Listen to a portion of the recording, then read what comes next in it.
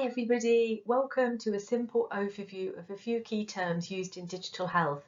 I know a lot of healthcare students can become confused with some of these terms, and it's important that you've got a basic understanding because you're going to hear them used more in practice and you'll see these terms in publications more when you review papers. So I hope you find this video helpful. If you're interested in digital health careers, you might also want to check out one of my recent YouTube videos where I talked to Simon Noel, who's head of nursing informatics, and Simon shared lots of helpful tips to help you further your career in digital health if you're a nurse, midwife or allied health professional. So what is digital health? Digital health is a broad term used to describe information technology applied to healthcare. Digital health encompasses a range of digital technologies, computing platforms and software. And we've got lots of digital tools and devices that include electronic patient records, telehealth and telemedicine, mobile health, remote patient monitoring and wearable devices, and personalised medicine. And I'll explain some of these key terms in this video. Digital tools and devices have got a range of uses. For example, they can support clinical decision making, improve the ability to accurately diagnose, assist in the monitoring or treatment of disease that might help individuals stay at home rather than be in hospital. And also digital health tools can support personalised health, health prevention and health promotion. So if we firstly look at electronic health records, electronic medical records and electronic patient records, and you'll see these terms being used in published papers. So I'll summarise the key differences. Electronic health records are a longitudinal collection of digitally stored patient and population health information. So the data is collected sequentially over time from a population, and this data can be analysed, for example, demographic data, the number of falls or mortality rates across an institution. Electronic medical records is a digital collection of medical information. So it includes patient history, diagnosis, medications, allergies, immunisations and treatment plans, for example. And you might see the terms electronic health record or electronic medical record used interchangeably in papers. It depends on the country. Electronic patient records, they're used in the UK, and they are an electronic record of periodic healthcare of a single person, provided mainly by an institution. And these in the UK, institutions choose which provider will supply the EPR system. So EPR is used by all healthcare professions, not just medics, to record specific encounters. So nurses, doctors, allied health professionals, radiographers, example, all record in the electronic patient records. In nursing, for example, we have patient care plans, risk assessments, discharge checklists for patients, EPR for specific healthcare encounters, and we might update and change those care plans according to the evidence base.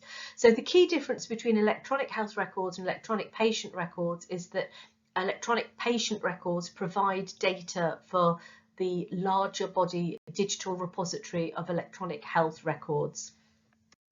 The two terms telehealth and telemedicine are similar, but there's a clear distinction between them.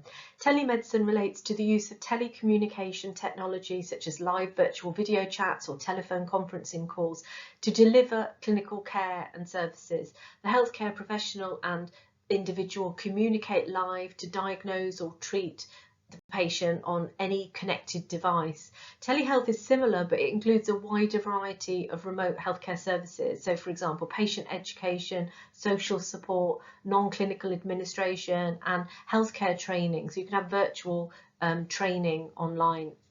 So using telehealth and telemedicine, you're providing healthcare services remotely at a distance, and you don't need to be physically present in a room. So mobile health, or mHealth, is a type of telehealth. It's a general term for the use of mobile devices such as mobile phones, smartphones, tablets and smartwatches that collect health data and integrate them into patients' records. And there are thousands of mobile health applications developed by different tech companies.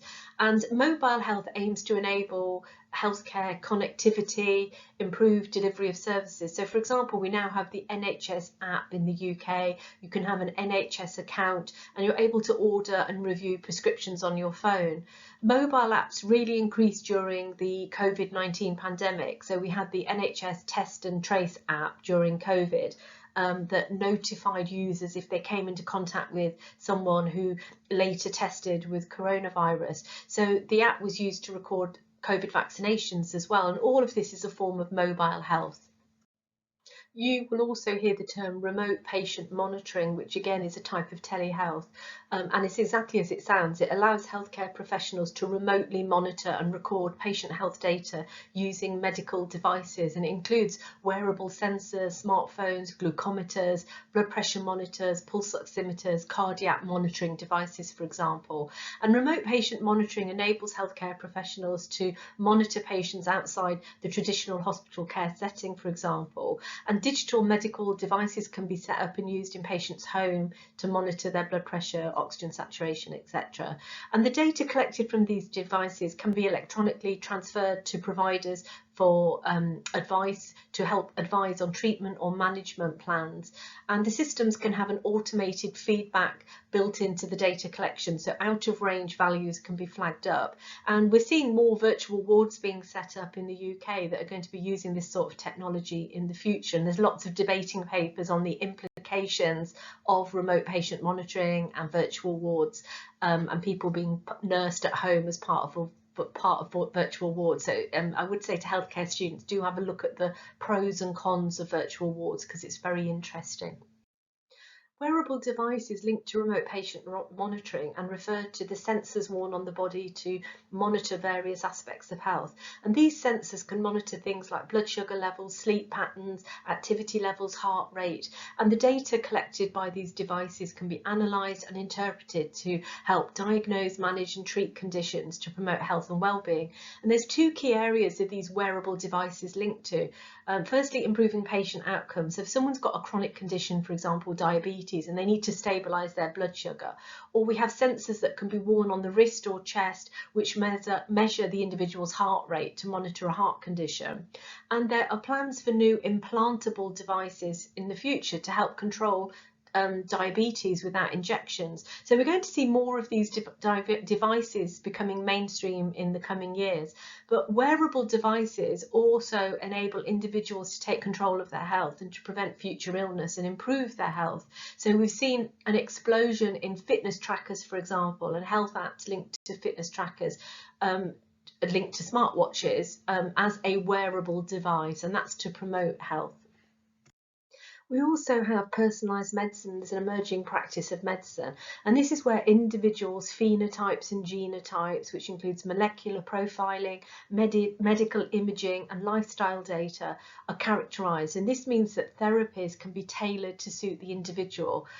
We can establish their predisposition to certain diseases, and target preventative measures can be carried out. So therapies and prevention strategies can be tailored to the individual. And an individual's genetic profile might determine that the individual's got an increased chance or likelihood of developing a certain disease. And they might not develop that disease, but there might be a higher probability in comparison to the general population. So if there's a familial history of breast cancer, they may wish to undergo preventative surgery or take medication to reduce this risk proactively. NHS England sum up what personalised medicine delivers using the 4 P's of personalised medicine, which is to predict and prevent disease, deliver a more precise diagnosis, and deliver personalised and targeted interventions, and offer a more participatory role for patients. Clinical informatics is a new field of information technology and was called health informatics in the past and still in some papers. Clinical informatics is the study and practice of structuring medical and healthcare information across a range of platforms and settings. So it's an interdisciplinary field that studies data generated by medicine and health-related research. So staff working in clinical informatics might work across a huge variety of projects and services, and different skills can be required depending on the project and the service.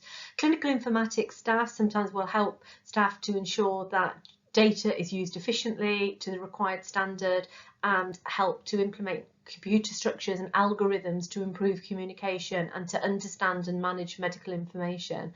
And they might capture data or communicate and use data to support healthcare professionals that implement a range of digital tools. They ensure that data is received and generated and interpreted and used effectively and securely. And they also ensure adherence to information governance standards. You see quite a lot of jobs related to clinical informatics coming to the fore in the next few years.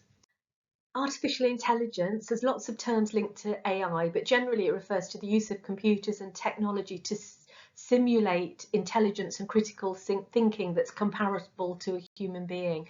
AI uses machines to analyse and act on medical data, for example, and can predict a particular outcome. So AI is beginning to be used more and more in healthcare to diagnose, to interpret images from CT scans and MRI scans, and its aim is to increase the speed and the accuracy of that diagnosis.